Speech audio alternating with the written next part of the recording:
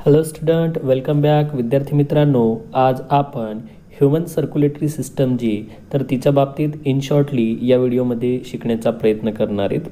विद्यार्थी मित्रांनो, आपल्याला माहिती आहे सर्क्युलेशन जे तर ते दोन प्रकारे घडून येत असते, ओपन टाईप आणि क्लोज टाईप. ओपन टाईप सर्क्युलेशनमध्ये काय असते, ब्लड वेसल वगैरे जे आहे तर ते ॲब्सेंट असतात आणि क्लोज टाईप सर्क्युलेशनच्या बाबतीत जर म्हणलं तर ब्लड वेसल त्याच्यामध्ये प्रेझेंट असतात. बघा, ओपन टाईप सर्क्युलेशन जे तर ते काही जे इनव्हर्टिब्रेट्स आहेत तर या ठिकाणी आपण म्हणू शकतो मोलुस्का हा जो इनव्हर्टिब्रेट्स आहे सुरुवातीच्या पोरिफेरापासून मोलुस्कापर्यंत या ठिकाणी ओपन टाईप सर्क्युलेटरी सिस्टम आढळून येत असते आणि ॲनालिट्स ते येणारे जे ऑनवर्ड जितके फायलम आहेत तर त्यांच्यामध्ये क्लोज टाईप सर्क्युलेटरी सिस्टम आढळून येत असते. आता बघा, या ठिकाणी सर्क्युलेशन घडून येण्यासाठी सगळ्यात महत्त्वाची थिंग असते बघा सर्क्युलेटरी फ्लुइड, म्हणजे बॉडीमध्ये असलेलं विशिष्ट प्रकारचं फ्लुइड किंवा द्रावण. ओके, या फ्लुइडचं काम काय असणार आहे तर it transport nutrient, oxygen, carbon dioxide and other important substance for body.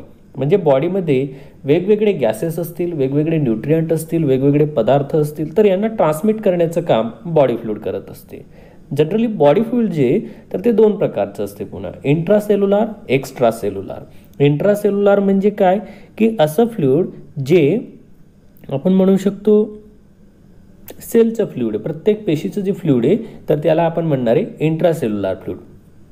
त्याच्यानंतर पेशी व्यतिरिक्त बॉडी ब्लड असेल, लिम्फ असेल किंवा सेरेब्रोस्पायनल फ्लुइड असणार आहे तर हे काय त्या ठिकाणी एक्स्ट्रा सेल्युलार फ्लुइड. या वेगवेगळ्या फ्लुइडच्या मदतीने काय केलं जाणार आहे, न्यूट्रिएंट असेल, ऑक्सिजन असेल, कार्बन डायऑक्साईड असेल किंवा इतर सबस्टन्स असतील तर ते बॉडीमध्ये एव्हरी पार्ट्सपर्यंत ट्रान्सलेट केले जात असतात. ओके, म्हणून सर्क्युलेटरी सिस्टमची तर ती या ठिकाणी वेगवेगळे जे आवश्यक घटक आहे बॉडीला तर ते घटक ट्रान्समिट करण्याचं काम करत असते. आणि सिम्पली या ठिकाणी आपण म्हणणारे सर्क्युलेटरी फ्लुइड जे तर ते असणारे ब्लड. सर्क्युलेटरी सिस्टममध्ये सर्क्युलेटरी फ्लुइड काय असणार, ब्लड आणि लिम्फ. तर जनरली आपल्याला ब्लडच्या बाबतीत सुरुवातीला शिकायचे तर ब्लड हे एक कनेक्टिव्ह टिश्यूचं फ्लुइड आहे. याच्यामध्ये प्लाझ्मा आणि ब्लड कार्पस्कल असे दोन मेन कंपोजिशन असतात, प्लाझ्मा आणि ब्लड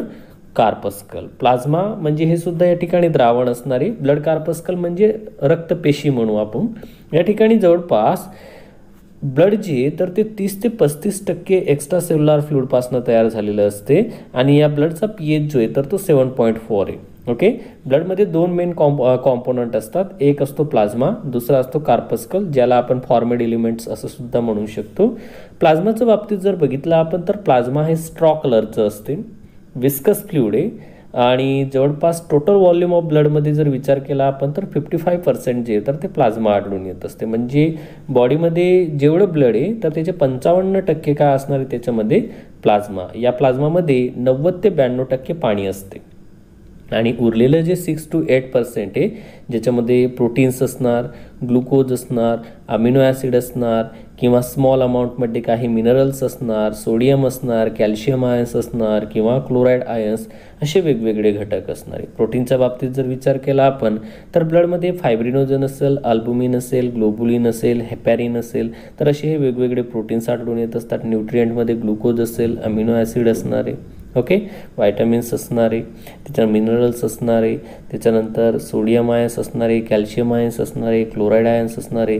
तर हे वेगवेगळे घटक किती पर्सेंटमध्ये प्रेझेंट आहे, 6 to 8% आणि जे 90 to 92% जे तर ते काय आहे वॉटर. प्लाझ्मा किती कंपोजिशन आहे मग ब्लडमध्ये, 55%. ब्लडचा pH किती आहे, 7.4. व्यवस्थित लक्षात ठेवायचं.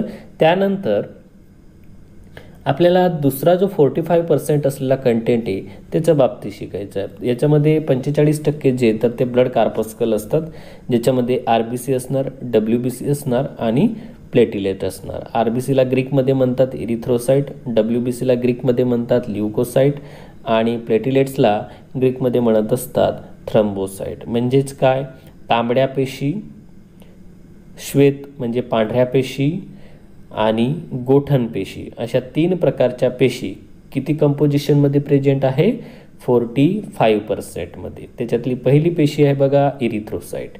आता बघा विद्यार्थी मित्रांनो, हा एक शॉर्ट व्हिडिओ आहे आपण ज्याच्यामध्ये सर्क्युलेशन शिकतोय. सगळे पॉईंट कव्हर करणे अवघड आहे, पण मी जितके पॉईंट कव्हर करता येतील तेवढे पॉईंट या ठिकाणी कव्हर करण्याचा प्रयत्न करत असतो.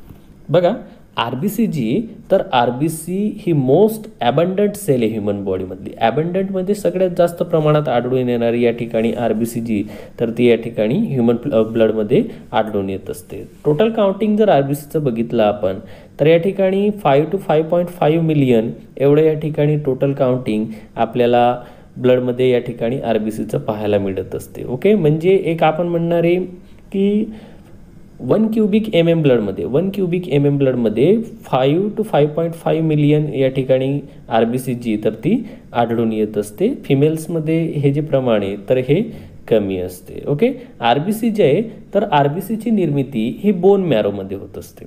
RBCची निर्मिती कुठं होणार आहे? बोन मॅरोमध्ये होणार आहे. म्हणजे इरिथ्रोसाइट म्हणजेच RBC बरं. आणि ज्या प्रोसेसद्वारे RBC तयार होत असतात त्या प्रोसेसला म्हणतात इरिथ्रोपॉयसिस. काय म्हणतात त्या प्रोसेसला? इरिथ्रोपॉयसिस. आलं लक्षात? विशेष म्हणजे एक गोष्ट व्यवस्थित लक्षात ठेवायची मित्रांनो, RBC जे आहे तर या नॉन न्यूक्लिएटेड असतात, म्हणजे यांच्यामध्ये न्यूक्लियस ॲब्सेंट असतो. व्यवस्थित लक्षात घ्या, RBC मध्ये न्यूक्लियस ॲब्सेंट असतो आणि RBCचा जो शेप आहे तर तो कसा असतो? Biconcave. आलं लक्षात? व्यवस्थित लक्षात ठेवायचं विद्यार्थ्यांनो. छोटे छोटे पॉईंट जे तर ते तुम्हाला या ठिकाणी एक्झाममध्ये येऊ शकतात. हिमोग्लोबिन कंटेंटच्या बाबतीत जर विचार केला आपण, तर 100 ml ब्लडमध्ये 12 ते 16 ग्रॅम हिमोग्लोबिन आढळून येत असते. त्याच्यानंतर RBCचं लाईफस्पॅन जे तर ते 120 दिवसाचे आणि RBC जे आहे तर त्या स्प्लीनमध्ये डेट होत असतात किंवा त्यांचं किलिंग केलं जात असते. म्हणजे 120 दिवस झालेल्या RBC जे आहे तर त्या स्प्लीन या ऑर्गनमध्ये काय होणार आहे? डाय होणार आहे. ओके, दुसऱ्या सेल आहेत बघा ल्युकोसाइट्स, ज्यांना WBC पण म्हणू शकतो आपण. WBC या according to presence or absence of ग्रॅन्युलरनं 2 भागांमध्ये विभागणी करण्यात आलेली. त्याच्यातला पहिला भाग आहे ग्रॅन्युलोसाइट, दुसरा भाग आहे अग्रॅन्युलोसाइट. ज्या WBC मध्ये ग्रॅन्युल प्रेझेंट आहे किंवा स्टेन घेतात त्या या ठिकाणी असणारे ग्रॅन्युलोसाइट, ज्याच्यामध्ये न्यूट्रोफिल, ॲसिडोफिल आणि बेसोफिल pH वरनं या ठिकाणी यांचं विभागणी करण्यात आलेली. लोबेड न्यूक्लियस असतो यांच्यामध्ये. आणि दुसरी आहे अग्रॅन्युलोसाइट. अग्रॅन्युलोसाइटमध्ये 2 प्रकारच्या सेल येत असतात, लिम्फोसाइट आणि मोनोसाइट. ओके, तर या ठिकाणी आपल्याला WBCच्या टोटल 5 प्रकारच्या सेल जे आहे तर यांच्या बाबतीत चर्चा करायची. तर या 5 प्रकारच्या सेलचं चर्चा करण्या अगोदर WBC काय, WBCचे फंक्शन काय, तर हे आपण या ठिकाणी जाणून घेऊया. तर बघा WBC म्हणजे ल्युकोसाइट्स. ल्युकोसाइटच्या बाबतीत जर बघितलं तर WBC या कलरलेस आहे due to absence of haemoglobin. विद्यार्थ्यांनो व्यवस्थित लक्षात ठेवा, तुम्हाला एक्झाममध्ये कन्फ्यूज केलं जात असते की WBC जे त्यांचा कलर कोणता आहे. आपण सुरुवातीला जसं वाटते आपल्याला व्हाईट ब्लड सेल म्हणलं की आपण लगेच खुश होतो, व्हाईट कलरचे असतील. पण ॲक्च्युअलमध्ये WBC जे आहे तर त्या कलरलेस आहेत, म्हणजे त्यांना रंग नाही. आलं लक्षात? कलर नाही त्यांना. ओके, आणि या ज्या WBC यांना कलर का नाही, तर त्यांचा सायटोप्लाझममध्ये हिमोग्लोबिन जे तर ते ॲब्सेंट असते. जसं फॉर एक्झाम्पल RBC मध्ये जे सायटोप्लाझम आहे त्याच्यामध्ये हिमोग्लोबिन प्रेझेंट असते. Haemoglobin it a respiratory pigment which carry oxygen and carbon dioxide. आलं लक्षात? हिमोग्लोबिन जे तर हे एक रेस्पायरेटरी पिगमेंट आहे जे कार्बन डायऑक्साईड आणि ऑक्सिजन यांना कॅरी करत असते. हिमोग्लोबिन जे तर ते WBC मध्ये ॲब्सेंट असते. बघा पर ml ब्लडमध्ये जर विचार केला आपण WBCच्या बाबतीत, तर या ठिकाणी आपण म्हणू शकतो 6 ते 8 हजार WBC जे आहे तर त्या पर ml ब्लडमध्ये आढळून येत असतात. ओके, आणि विशेष म्हणजे या ज्या WBC यांचं जर समजा तुम्हाला या ठिकाणी पर ml म्हणजे आपण 1 क्युबिक mm असं सुद्धा म्हणू शकतो बरं. ओके, त्याच्यानंतर या ज्या WBC तर या WBC या ठिकाणी वेगवेगळे फंक्शन घडवून आणत असतात. त्यांच्या बाबतीत आपण या ठिकाणी चर्चा करू. तर बघा WBC मधली बेसोफिल सेल जी तर ती या ठिकाणी हिस्टामाइन, सेरोटोनिन, हेपॅरिन नावाचे इन्फ्लामेटरी रिॲक्शन घडवून आणण्याचं काम करत असते ही बेसोफिल. आणि बेसोफिल जी तर ती जनरली बेसिक डायनं स्टेन्ड केली जात असते. बेसिक डाय या ठिकाणी आपण म्हणणारे मिथिलिन ब्ल्यू असणारे. लक्षात? त्याच्यानंतर दुसरी या ठिकाणी जी सेल आहे इओसिनोफिल एलर्जिक रिॲक्शन शो करत असते. याच्यामध्ये या ठिकाणी ॲसिडिक डायचा यूज केला जात असतो. इओसिनोफिलमध्ये ॲसिडिक डायची तर ती या ठिकाणी आपण म्हणू शकतो इओसिन नावाची डाय यूज केली जात असते. त्याच्यानंतर मोनोसाईटच्या बाबतीत आणि लिम्फोसाईटच्या बाबतीत त्या ठिकाणी वेगवेगळे फंक्शन आहे. मोनोसाईट या स्कॅव्हेंजर आहेत आणि या ठिकाणी लिम्फोसाईट जे आहे तर त्या दोन प्रकारचे असतात, बी लिम्फोसाईट, टी लिम्फोसाईट. याच्यामध्ये या ज्या सेल आहेत बी लिम्फोसाईट आणि टी लिम्फोसाईट या बॉडीचा जो इम्युन रिस्पॉन्स आहे रोगप्रतिकारक शक्तीची तर ती वाढवण्याचं काम करत असतात, अँटीबॉडीज तयार करत असतात त्या. त्याच्यानंतर तिसऱ्या प्रकारची जी सेल आहे ती आहे थ्रम्बोसाईट. थ्रम्बोसाईट म्हणजे प्लेटिलेट्स. प्लेटिलेट्सची निर्मिती मेगा कॅरिओसाईट्सपासून होत असते. आता मेगा कॅरिओसाईट्स जो आहे तर तो बोन मॅरोमध्ये असतो आणि हा बोन मॅरोमध्ये असलेला मेगा कॅरिओसाईट जो आहे तर तो प्लेटिलेट्सची निर्मिती करतो. म्हणजे काय, बोन मॅरोमध्ये असलेल्या ज्या मोठ्या सेल आहे तर त्या मोठ्या सेलचे फ्रॅगमेंट्स झाल्यानंतर जे छोटे छोटे एलिमेंट्स तयार होत असतात त्या छोट्या एलिमेंट्सलाच म्हणतात प्लेटिलेट्स. ओके. अनदर कन्सेप्ट आहे बघा या ठिकाणी प्लेटिलेट काउंटिंगची. तर 1 क्युबिक mm ब्लडमध्ये जवळपास 1.5 लाख ते 3.5 लाख प्लेटिलेट्स आढळून येत असतात आणि यालाच आपण टोटल प्लेटिलेट काउंट किंवा थ्रम्बोसाईट काउंट असं सुद्धा म्हणत असतो. ज्या प्रोसेसद्वारे प्लेटिलेट्स तयार होत असतात त्या प्रोसेसला थ्रम्बोपॉयसिस असं म्हणत असतात. जसं ज्या प्रोसेसद्वारे RBC तयार होतात त्या प्रोसेसला इरिथ्रोपॉयसिस म्हणतात, WBCच्या प्रोसेसला ल्युकोपॉयसिस म्हणतात. त्याचप्रमाणे थ्रम्बोपॉयसिस ही सुद्धा एक प्रोसेस आहे. प्लेटिलेट्स जे आहे तर त्या ब्लड क्लोटिंग करण्यामध्ये इन्व्हॉल्व असतात, म्हणजे रक्ताला गोठवत असतात. केव्हा, वेन यू आर इंजुरेड. आता बघा तुम्ही म्हणणार की बॉडीमध्ये ब्लड जे तर ते का क्लोट होत नाही, जेव्हा आपल्याला इंजुरी होते तेव्हाच का क्लोट होत असते. तर याच्या मागे या ठिकाणी वेगवेगळ्या जे क्लोटिंग एजंट्स आहेत त्यांचा रोल महत्त्वाचा असतो. ज्यावेळेस ते बॉडीमध्ये असतात तर त्यावेळेस ते इनॲक्टिवेटेड असतात, पण ज्यावेळेस ते आउटसाईड द बॉडी त्यांची रिॲक्शन घडून येते त्यावेळेस ते ॲक्टिवेटेड होत असतात. बघा या ठिकाणी WBCच्या बाबतीत 2-3 कन्सेप्ट असे आहेत त्या तुम्हाला माहीत असणे आवश्यक आहे. जसं ल्युकोसायटोसिस. ल्युकोसायटोसिस याचा अर्थ काय, increase the number of WBC. ल्युकोपॉयसिस ज्याला आपण म्हणणार या ठिकाणी फॉर्मेशन ऑफ WBC. ल्युकोपेनिया. ल्युकोपेनियाच्या बाबतीत जर बघितलं आपण तर WBCची संख्या कमी होणे. त्याच्यानंतर थ्रम्बोपॉयसिस. थ्रम्बोपॉयसिस म्हणजे काय, प्लेटिलेट्सची निर्मिती होणे. थ्रम्बोसायटोसिस. थ्रम्बोसायटोसिस म्हणजे काय, ज्या प्लेटिलेट्स आहे तर त्यांची संख्या वाढणे म्हणजे increase the number of platelets. आणि थ्रम्बोसायटोपेनिया. थ्रम्बोसायटोपेनिया म्हणजे काय, decrease the number of platelets. ज्यावेळेस तुमच्या शरीरामध्ये प्लेटिलेट्सची संख्या कमी होते त्यावेळेस या ठिकाणी काय झालेलं असते तुम्हाला, थ्रम्बोसायटोपेनिया. ओके. पेनिया शब्द जर आला तर लक्षात ठेवायचं पेन. पेन म्हणजे डिक्रीज. आलं लक्षात. तर या गोष्टी या ठिकाणी व्यवस्थित लक्षात ठेवा. पुन्हा एकदा मी तुम्हाला एक शॉर्ट थिंग सांगतो. RBCचं लाईफस्पॅन हे 120 दिवसाचे. WBC जे तर त्यांचं आपण म्हणू शकतो या ठिकाणी जे लाईफस्पॅन आहे तर ते 8 ते 10 दिवसाचं म्हणू शकतो आपण. आणि प्लेटिलेट जे आहे तर त्यांचं या ठिकाणी 5 ते 10 दिवसापर्यंत यांचं आपण काउंटिंग घेऊ शकतो. ओके. विद्यार्थ्यांनो, नेक्स्ट थिंग आहे human blood group. Human blood group या ठिकाणी जर विचार केला आपण, ABO ब्लड ग्रुप सिस्टम आपल्याला सगळ्यांना माहिती, जी कार्ल लॅन्स्टेनरने डिस्कवर केलेली ABO. आणि नंतर AB ब्लड ग्रुपचा शोध लागलेला, म्हणजे जवळपास 4 प्रकारचे ब्लड ग्रुप असतात. AB ब्लड ग्रुप जे तर ते कार्ल लॅन्स्टेनरचे जे 2 स्टुडंट होते, कर्ली आणि डिकास्टेलो, तर यांनी या ठिकाणी या ब्लड ग्रुपची डिस्कवरी केलेली. बघा ब्लड ग्रुपमध्ये या ठिकाणी लक्षात घ्या AB, AB आणि O असे 4 प्रकारचे ब्लड ग्रुप आहे. याच्यामध्ये A ब्लड ग्रुप असलेल्या व्यक्तीचा जो RBC तर तिच्यावर अँटीजन A प्रेझेंट असतो, अँटीबॉडी B प्रेझेंट असते. आणि हा जो व्यक्ती तर हा A आणि O या ब्लड ग्रुप असलेल्या व्यक्तींना ब्लड डोनेट करू शकतो. B ब्लड ग्रुप असलेल्या व्यक्तीच्या RBC सरफेसवर B अँटीजन असणार पण अँटीबॉडी A असणार आहे. हा व्यक्ती B आणि O ब्लड ग्रुप असलेल्या व्यक्तीला ब्लड डोनेट करू शकतो.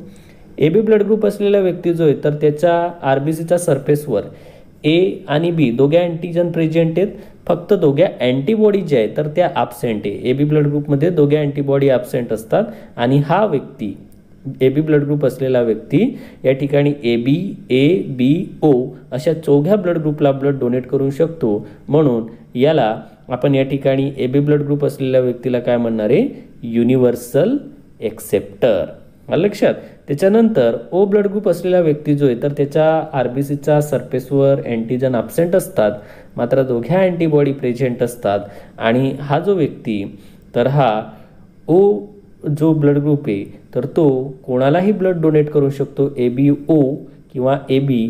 तर याला आपण युनिव्हर्सल डोनर असं सुद्धा म्हणत असतो. ओके. बघा विद्यार्थ्यांनो, नेक्स्ट थिंग काय आहे ते या ठिकाणी हे जे ब्लड ग्रुप्स आहेत तर या ब्लड ग्रुपचे जिनोटाईप, जसं A ब्लड ग्रुप असलेल्या व्यक्तीचे जिनोटाईप्स असतात IA किंवा IAI असा या ठिकाणी जिनोटाईप्स असतो. B ब्लड ग्रुप असलेल्या व्यक्तीचे जिनोटाईप्स असतात IB और IBI असं जिनोटाईप्स आपल्याला B ब्लड ग्रुप असलेल्या व्यक्तीचे पाहायला मिळत असतात.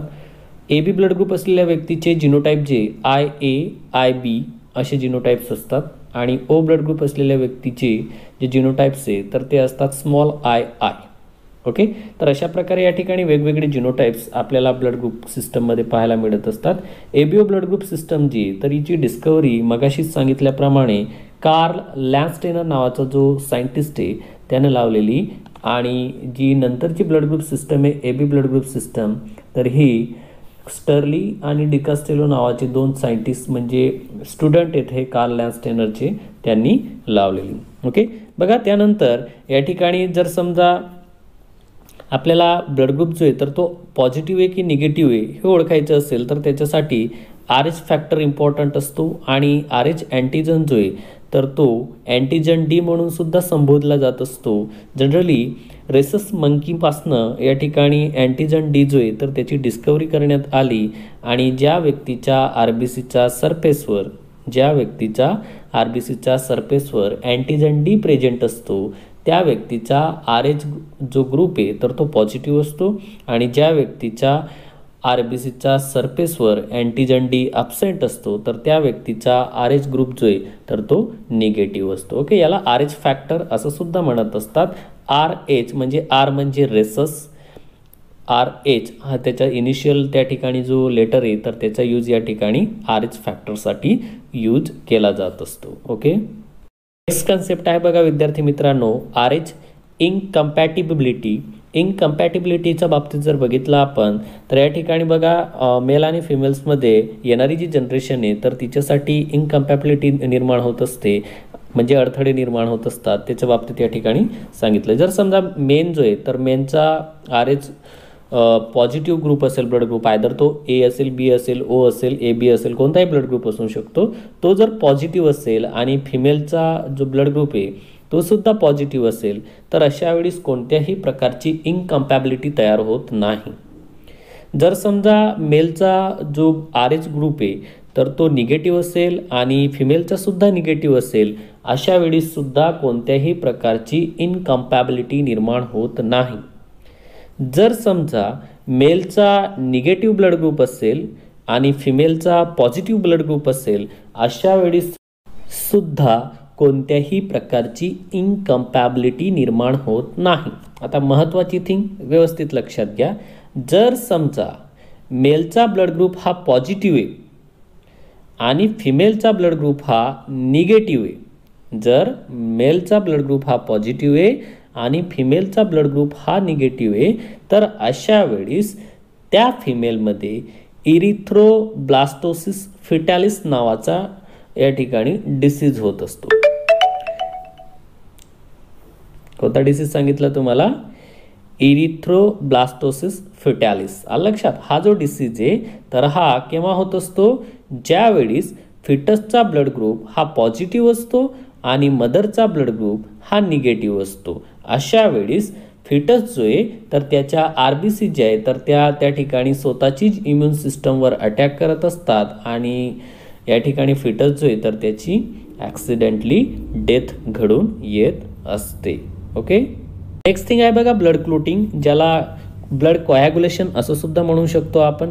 बघा ज्यावेळेस आपल्याला एखादी जखम होत असते, इंजुरी होत असते, अशा वेळेस जे इंजुरेड टिश्यू आणि प्लेटिलेट जे आहे तर त्या या ठिकाणी थ्रोम्बोप्लास्टिन नावाचा घटक रिलीज करत असतात. आणि हा जो थ्रोम्बोप्लास्टिन आहे तर हा थ्रोम्बोप्लास्टिन ज्या वेळेस ब्लडमध्ये असलेल्या कॅल्शियम आयन्ससोबत रिॲक्ट होत असतो त्यावेळेस या थ्रोम्बोप्लास्टिनपासनं प्रोथ्रोम्बिनेज नावाचं जे एन्झाईम आहे ते निर्माण होत असते, इनॅक्टिव्ह कंडिशनला असते. मग हे जे प्रोथ्रोम्बिनेज एन्झाईम आहे जे इनॅक्टिव्ह कंडिशनला आहे तर त्याला थ्रोम्बिनमध्ये कन्वर्ट केलं जात असते, म्हणजे ॲक्टिवेट केलं जात असते. ॲक्टिवेट केल्यानंतर पुढं काय होणार आहे, या ठिकाणी हे जे थ्रोम्बिन ॲक्टिवेटेड झालेलं आहे तर याचं रूपांतर फायब्रिनोजेनमध्ये होत असते. फायब्रिनोजेन हा सुद्धा ब्लड क्लोटिंग फॅक्टर आहे जो सोल्युबल फॉर्ममध्ये असतो. कालांतराने फायब्रिनोजेनचं रूपांतर फायब्रिनमध्ये केलं जात असते इनसोल्युबल फॉर्ममध्ये, आणि ज्यावेळेस इनसोल्युबल फॉर्ममध्ये या ठिकाणी फायब्रिनोजेनचं रूपांतर होते अशा वेळेस रेड ब्लड सेल जे आहे तर त्या काय करणारे एक फायब्रिन फायबर्स तयार करत असतात आणि ज्यामुळे रक्त जे तर ते गोठवलं जात असते इंजुरेड टिश्यूजवळ आणि एक्सेस जे ब्लिडिंग आहे तर ती थांबवली जात असते. बघा विद्यार्थ्यांनो, ब्लड सर्क्युलेशनमध्ये ब्लड एवढंच फ्लुइड नसते, लिम्फ हे सुद्धा एक टिश्यू फ्लुइड याच्यामध्ये प्रेझेंट असते. बघा ज्यावेळेस ब्लड फ्लो या ठिकाणी कॅपिलरीमध्ये घडून आणला जात असतो त्यावेळेस काही जे सोल्युबल सबस्टन्सेस जे वॉटरमध्ये सोल्युबल झालेले तर त्या सोल्युबल झालेल्या सबस्टन्सला या ठिकाणी टिश्यूंच्या दरम्यान एक्सचेंज करावं लागत असते आणि हे एक्सचेंज करण्याचं काम लिम्फ करत असते. बघा लिम्फ जे तर ते इंटरस्टियल फ्लुइड आहे किंवा इंटरस्टिशियल फ्लुइड आहे असं सुद्धा म्हणू शकतो आपण, किंवा टिश्यू फ्लुइड आहे असं सुद्धा म्हणू शकतो, आणि कलरलेस असते. हे स्पेशलाइज लिम्फोसाईटपासनं याच्यामध्ये किंवा लिम्फोसाईट जे आहे तर त्यांचं कंपोजिशन जास्त प्रमाणात आपल्याला पाहायला मिळत असते, जी आपली इम्युन रिस्पॉन्स आहे तर तिला इन्क्रीज करायचं काम करत असते. मेन फंक्शन काय या ठिकाणी लिम्फचं, तर टू प्रोव्हाइड इम्युनिटी, आपल्याला रोगप्रतिकारक शक्ती किंवा प्रतिकारक शक्ती प्रोव्हाइड करण्याचं काम लिम्फ करत असते. प्रोटीन्स कॅरी करायचं काम करत असते. फॅट मॉलिक्युल्स असतील, ऑक्सिजन असेल, फूड मटेरियल असेल, हार्मोन्स असतील, असे वेगवेगळे घटक जे तर ते लिम्फॅटिक सिस्टमच्या मदतीने कॅरी केले जात असतात. लिम्फॅटिक सिस्टमच्या बाबतीत आपल्याला या ठिकाणी माहिती आहे की लिम्फॅटिक सिस्टम जी तर तिच्यामध्ये वेगवेगळे जे घटक आहेत किंवा वेगवेगळे जे आपण म्हणणारे इम्पॉर्टंट स्ट्रक्चर आहे तर ते या ठिकाणी काय करणारे हे जे महत्त्वाचे बायोमॉलिक्युल्स आहे तर या बायोमॉलिक्युल्सला कॅरी करण्यासाठी मदत करत असतात. ज्याच्यामध्ये लिम्फ हे फ्लुइड आपण सांगितलं, लिम्फॅटिक कॅपिलरी असणारे, लिम्फॅटिक वेसल असणारे आणि वेगवेगळे लिम्फ नोड असणारे यांच्या मदतीने काय केलं जाणार आहे, जे लिम्फ आहे ज्याला टिश्यू फ्लुइड म्हणतो आपण तर ते कॅरी केलं जात असते. ओके, चला तर विद्यार्थ्यांनो, ॲक्च्युअलमध्ये सर्क्युलेशन कशा प्रकारे घडून येते किंवा सर्क्युलेटरी सिस्टम कशा असतात या गोष्टी आपण या ठिकाणी व्यवस्थित शिकून घेऊया. तर बघा, सर्क्युलेटरी सिस्टम दोन प्रकारच्या असतात. एक असते ओपन टाईप सर्क्युलेटरी आणि दुसरी असते close type circulatory system. Okay, open type circulatory system जी तर ते लोअर ऑर्गॅनिझममध्ये आपल्याला पाहायला मिळत असते, म्हणजे पोरीफेरापासनं जवळपास मोलुस्कापर्यंत आपल्याला ओपन टाईप सर्क्युलेशन बघायला भेटत असते, ज्याच्यामध्ये सर्क्युलेशन जे तर ते डायरेक्टली बॉडी कॅव्हिटीमध्ये घडून येत असते, त्याचा कॉन्टॅक्ट डायरेक्टली टिश्यू सोबत होत असतो. कोणत्या टाईपमध्ये? ओपन टाईपमध्ये. पण क्लोज टाईपमध्ये या ठिकाणी सर्क्युलेशनचा विचार केला आपण तर क्लोज टाईप सर्क्युलेशनमध्ये जे बॉडी फ्लुइड आहे तर ते ब्लड वेसलच्या मदतीने कॅरी केले जाणार आहे किंवा वेसलच्या मदतीने कॅरी केले जाणार आहे. म्हणजे काय, आर्थ्रोपोड नंतर येणारे जे इतर ऑर्गॅनिझम आहे जसं आपण म्हणणारे ॲनालिड्स असतील किंवा ॲनालिड्स नंतर ऑनवर्ड जितके ऑर्गॅनिझम येणार आहे तर त्यांच्यामध्ये क्लोज टाईप सर्क्युलेटरी सिस्टम आपल्याला पाहायला मिळत असतात. क्वेश्चन विचारण्यासारखे जे प्रश्न आहे तर ते व्यवस्थित लक्षात ठेवा. फिश जे असतात, पायसेस म्हणू आपण त्यांना, फिश जे असतात तर त्यांच्यामध्ये 2 चेंबर हार्ट असते आणि सिंगल सर्क्युलेशन असते. व्यवस्थित लक्षात घ्या, काय सांगितलं मी तुम्हाला, फिशमध्ये सिंगल सर्क्युलेशन असते आणि त्यांचा जो हार्ट आहे तर तो किती चेंबरचा असतो? 2. ओके, त्यानंतर या ठिकाणी आपण म्हणू शकतो एम्फिबियन्स आणि रेप्टाइल्स. एम्फिबियन्सच्या बाबतीत आणि रेप्टाइलच्या बाबतीत जर विचार केला तर 3 चेंबर हार्ट असतं, कारण या ठिकाणी रेप्टाइल जे तर त्यांच्यामध्ये इनकम्प्लीट 4th चेंबर असतो, म्हणून आपण त्यांना 3 चेंबरमध्येच कन्सिडर करत असतो. तर या ठिकाणी काय सांगितलं तुम्हाला, एम्फिबियन्स आणि रेप्टाइल जे तर त्यांच्यामध्ये 3 चेंबरचा हार्ट असतो आणि सर्क्युलेशन जे तर ते मिक्स्ड सर्क्युलेशन असते, डबल सर्क्युलेशन हे इनकम्प्लीट असते.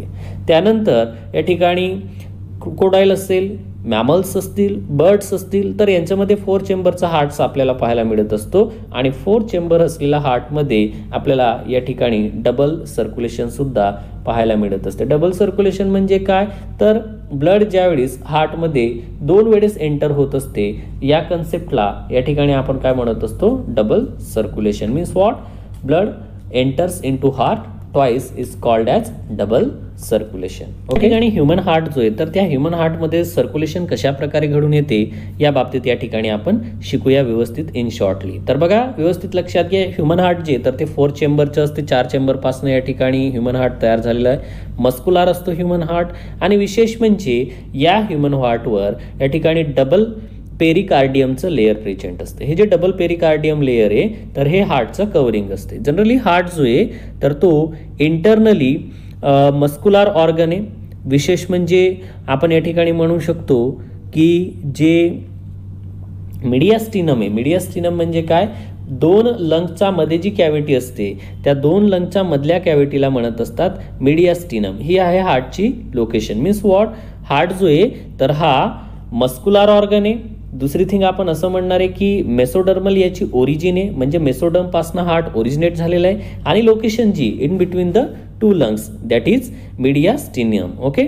बघा या ठिकाणी व्यवस्थित लक्षात घ्या, the upper 2 chamber is called as atria or auricle and lower 2 chamber is called as ventricles. या ठिकाणी व्यवस्थित लक्षात घ्या, वरचे जे 2 चेंबर असणार आहे जे आपण रिसिविंग चेंबर सुद्धा म्हणत असतो, तर हे जे रिसिविंग चेंबर आहे तर हे कसे असतात या ठिकाणी काय म्हणतात त्या रिसिविंग चेंबरला, ऑरिकल किंवा ॲट्रिया.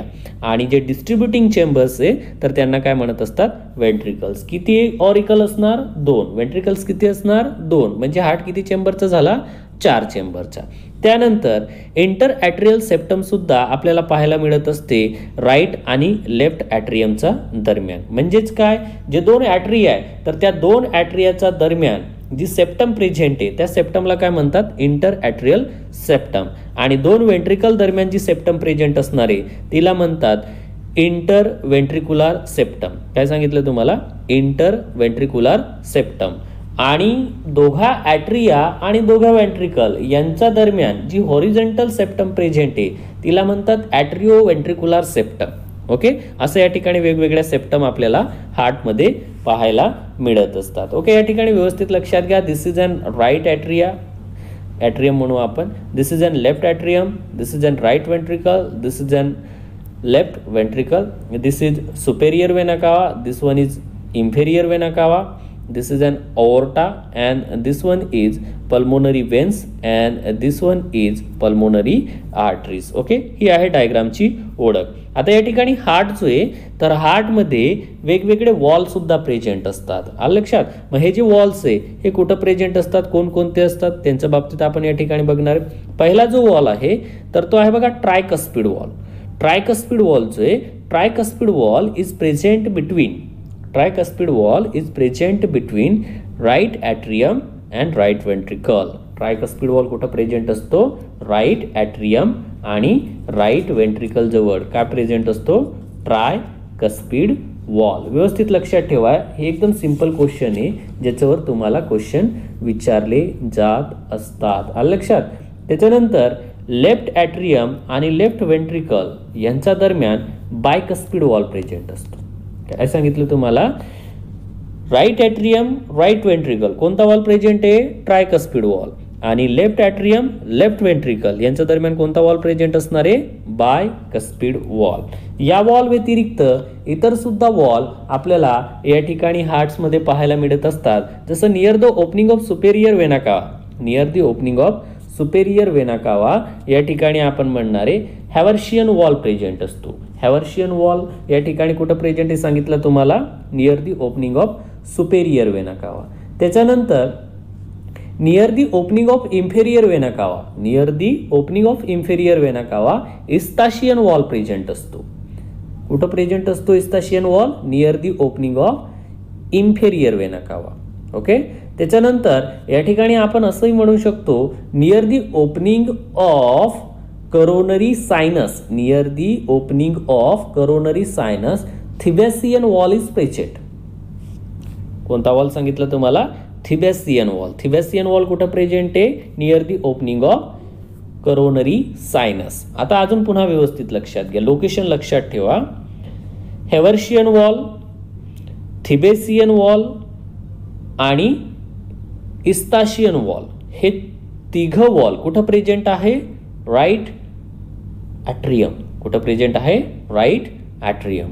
त्याच्यानंतर ट्रायकस्पिड वॉल कुठं प्रेझेंट आहे? In between right atrium, right ventricle. Bicuspid valve कुठं प्रेझेंट आहे? In between left atrium, left ventricle. Okay, हे गोष्टी व्यवस्थित लक्षात ठेवायच्या या ठिकाणी, जेणेकरून तुम्हाला ज्यावेळेस तुम्ही हार्टचं इंटरनल स्ट्रक्चर एक्सप्लेन करत असतात त्यावेळेस तुम्हाला या ज्या गोष्टी तर या सांगणे आवश्यक असतात. बघा, जनरली ज्यावेळेस एम्ब्रिओ जो आहे तर तो फिटस कंडिशनला असतो त्यावेळी सगळ्यात पहिला तयार होणारा जो ऑर्गन असतो तोच हार्ट असतो आणि हार्टमध्ये या ठिकाणी फोरामेन ओव्हल्स पाहायला मिळत असते. म्हणजे काय, एम्ब्रिओनिक डेव्हलपमेंट होत असताना फिटस कंडिशनला ॲट्रिया जे दोन ॲट्रिया जे तर ते एकमेकांमध्ये ओपन झालेले असतात. त्या ठिकाणी दोन ॲट्रियाच्या दरम्यान जी इंटर ॲट्रियल सेप्टम आहे त्या ठिकाणी एक ओव्हल ओपनिंग प्रेझेंट असते आणि त्या ओव्हल ओपनिंगला आपण म्हणत असतो फोसा ओव्हॅलिस. लक्षात, तुम्हाला एक इंटरेस्टिंग थिंग सांगतो की ज्यावेळीस फिटस हा मदरचा युटेरसमध्ये असतो, ज्यावेळीस फिटस हा मदरचा युटेरसमध्ये असतो त्यावेळीस त्या फिटसचे लंग्स वर्क करत नाही. काय सांगितलं मी तुम्हाला? त्यावेळीस त्या फिटसचे लंग्स वर्क करत नाही. ज्यावेळीस फिटसचा जन्म होतो त्यावेळीस तो पहिली श्वास घेत असतो लंग्सच्या मदतीने आणि जन्म झाल्याबरोबर इंटर ॲट्रियल सेप्टमच्या दरम्यान असलेली जी ओपनिंग आहे तर ती बंद होते. का? कारण फिटस जो आहे तर तो पुढं म्हणजे न्यूबॉर्नमध्ये कन्वर्ट झालेला असतो आणि न्यूबॉर्न बेबी जे तर ते रेस्पायर कशाच्या मदतीने करते? मग लंग्सच्या मदतीने. ओके, हे छोटंसं या ठिकाणी आपण सर्क्युलेटरी सिस्टम जे तर त्याच्यातला एक महत्त्वाचा भाग तो म्हणजे ह्युमन हार्टचं स्ट्रक्चरच्या बाबतीत या ठिकाणी शिकून घेतलं. त्याच्यानंतर ह्युमन हार्ट जो आहे तर या ह्युमन हार्टचं काही स्ट्रक्चर आपल्याला या ठिकाणी जसं आपण म्हणू शकतो right atrium is larger than left atrium. Left ॲट्रियमपेक्षा राईट ॲट्रियम जो आहे तर तो मोठा आहे. त्याच्यानंतर left ventricle is larger than right ventricle. वेंट्रिकल्समध्ये लेफ्ट वेंट्रिकल जो आहे तर तो मोठा असतो, राईट वेंट्रिकल जो आहे तर तो लहान असतो. त्याच्यानंतर deoxygenated blood from body is collected by superior vena cava and inferior vena cava and poured into the right atrium. बॉडीकडचं जे अशुद्ध रक्त आहे तर त्या बॉडीकडचा अशुद्ध रक्ताला कलेक्ट करायचं काम हे सुपेरियर वेना कावा आणि इन्फेरियर वेना कावा करतात. त्याच्या सुपेरियर वेना कावा जी तर ती अप्पर बॉडी पार्टकडनं अशुद्ध रक्त आणत असते आणि इन्फेरियर वेना कावा जी तर ती बॉडीचा लोअर पार्टकडनं म्हणजे हार्टचा खालचा जो भाग आहे लेग्सपर्यंत तर तिकडनं डिऑक्सिजनेटेड ब्लड आणायचं काम करत असते आणि सगळं ब्लड कशात आणून टाकलं जात असते? Right atrium. राईट ॲट्रियममधनं ब्लड कशात जाणार? राईट वेंट्रिकलमध्ये. कशाच्या मदतीने? ट्रायकस्पिड वॉलच्या मदतीने. वॉल या ठिकाणी काय फंक्शन प्ले करत असतात? To prevent the backflow of blood. रक्त रिव्हर्स होऊ देत नाही. वॉलचं हेच या ठिकाणी सगळ्या वॉलचं एकच काम आहे, टू प्रिव्हेंट द बॅकफ्लो. मग आता ब्लड कशात आलं? राईट वेंट्रिकलमध्ये. राईट वेंट्रिकलमध्ये आलेलं ब्लड जे तर ते पल्मोनरी ट्रंकमध्ये पंप केलं जाते. पल्मोनरी ट्रंक जे आहे तर त्या पुढं जाऊन पल्मोनरी आर्टरीमध्ये कन्वर्ट होत असतात आणि या पल्मोनरी आर्टरी जे आहे तर या ब्लड कुठं येत असतात? लंग्समध्ये. लंग्समध्ये त्या ठिकाणी ब्लड नेल्यानंतर ज्यावेळेस आपण श्वास घेतो त्यावेळेस त्या ब्लडमध्ये ऑक्सिजन मिक्स होतो. मिक्स झाल्यानंतर लंग्सकडनं पल्मोनरी वेन्स जे आहे तर ते ब्लड लेफ्ट ॲट्रियममध्ये आणत असतात. पल्मोनरी वेन्स लंग्सकडनं ब्लड कशात आणत असतात? लेफ्ट ॲट्रियममध्ये. लेफ्ट ॲट्रियममध्ये ब्लड आल्यानंतर ते ब्लड लेफ्ट वेंट्रिकलमध्ये जात असते. लेफ्ट वेंट्रिकलमध्ये या ठिकाणी ब्लड कशाच्या मदतीने आलं? बायकस्पिड वॉलच्या मदतीने. बायकस्पिड वॉल कोणाच्या दरम्यान प्रेझेंट असतो? Left atrium, left ventricle. Okay, म्हणजे लेफ्ट ॲट्रियम जो आहे त्याच्यात असलेलं जे डिऑक्सिजनेटेड ब्लड आहे लेफ्ट ॲट्रियममधनं ब्लड कुठून आलं बरं? लंग्सकडनं आलं. कोणी आणलं blood? Pulmonary veins. Pulmonary veins carry oxygenated blood, आणि हे ऑक्सिजनेटेड ब्लड आता लेफ्ट ॲट्रियममध्ये आलं, लेफ्ट ॲट्रियममधनं लेफ्ट वेंट्रिकलमध्ये आलं. लेफ्ट वेंट्रिकलमध्ये आल्यानंतर ब्लड जे तर ते ओव्हर्टामध्ये पंप केलं जात असते. सिस्टेमिक ओव्हर्टा म्हणतात त्याला, म्हणजे मुख्य धमनीमध्ये हे जे शुद्ध रक्त आहे तर याला पंप केलं जात असते. पंप केल्यानंतर हे पूर्ण बॉडी पार्ट्सकडे सर्क्युलेट केलं जात असते, ज्याच्यामध्ये काय असणार आहे, ऑक्सिजन, न्यूट्रियंट आणि इतर कंपोजिशन. ओके, मग पूर्ण बॉडीकडे गेल्यानंतर टिश्यूनं ते ऑक्सिजन घेतल्यानंतर पुन्हा कार्बन डायऑक्साईड युक्त ब्लड कशात आणलं जाईल, राईट ॲट्रियममध्ये, राईट ॲट्रियममधनं राईट वेंट्रिकलमधनं, राईट वेंट्रिकलमधनं लंग्समध्ये, लंग्सकडनं पुन्हा ऑक्सिजनेटेड करून लेफ्ट ॲट्रियम, लेफ्ट ॲट्रियममधनं लेफ्ट वेंट्रिकल, लेफ्ट वेंट्रिकलमधनं पुन्हा बॉडी पार्टकडे, पुन्हा बॉडी पार्टकडनं गोळा करून राईट ॲट्रियममध्ये. अशा प्रकारे या ठिकाणी सर्क्युलेशनची तर ते घडून येत असते आणि सिम्पल वेने घडून येत असते. बघा, लेफ्ट साईड जी बॉडीची हार्टची लेफ्ट साईड आहे तर तिच्यामध्ये ऑक्सिजनेटेड ब्लड असते. राईट साईडची जी या ठिकाणी हार्टची साईड आहे तर तिच्यामध्ये डिऑक्सिजनेटेड ब्लड असते. पल्मोनरी आर्टरी जे आहे, पल्मोनरी आर्टरी या डिऑक्सिजनेटेड ब्लड कॅरी करतात. पल्मोनरी वेन जे आहे तर त्या ऑक्सिजनेटेड ब्लड कॅरी करतात. पल्मोनरी म्हणजे लंग्स. करोनरी वेन्स जे आहे तर त्या डिऑक्सिजनेटेड ब्लड कॅरी करतात आणि करोनरी आर्टरी जे आहे तर त्या ऑक्सिजनेटेड ब्लड कॅरी करत असतात. हार्टमध्ये ऑक्सिजनेटेड ब्लडचा सप्लाय करायचं काम करोनरी आर्टरी करत असतात. Artery always carry oxygenated blood. कोणत्या, करोनरी आर्टरी और आर्टरी.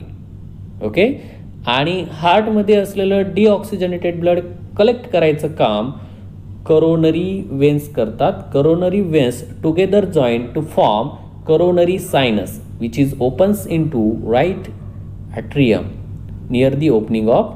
कोणता वॉल प्रेझेंट असतो करोनरी सायनस जवळ, थिबॅसियन वॉल. ओके, तर हे झालं या ठिकाणी हार्टचं स्ट्रक्चरच्या बाबतीत.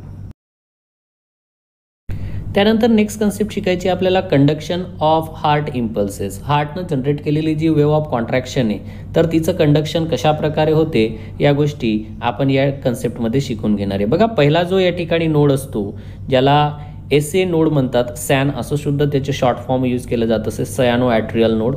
It is also called as pacemaker, कारण हा या ठिकाणी पेस मेंटेन करायचं काम करत असतो.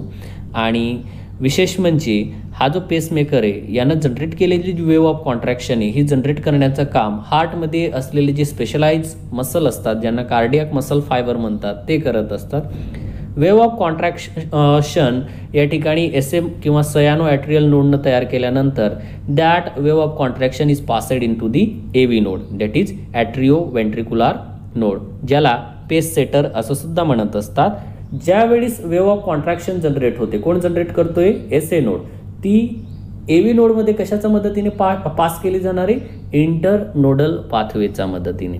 लक्षात, इंटरनोडल पाथवेच्या मदतीनं वेव्ह ऑफ कॉन्ट्रॅक्शन AV नोडमध्ये येते. AV नोडमधनं आल्यानंतर जी इंटरवेंट्रिक्युलर सेप्टम आहे तिच्यामध्ये या ठिकाणी बंडल ऑफ हिसच्या 2 ब्रांचेस असतात, त्यांच्यामध्ये वेव्ह ऑफ कॉन्ट्रॅक्शन पास होत असते.